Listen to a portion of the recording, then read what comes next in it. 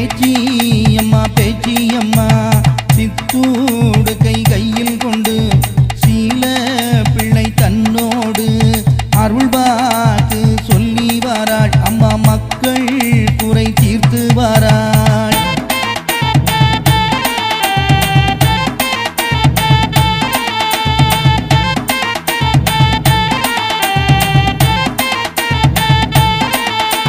மாசான பேச்சியம்மாள் அடியெடுத்து தாருமம்மா உந்தன் புகழ் நான் பாட என் நாவினிலே அருளுமம்மா.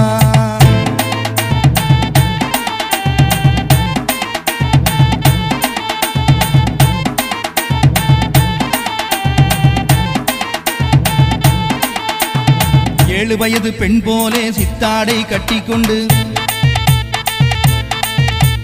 குலமாட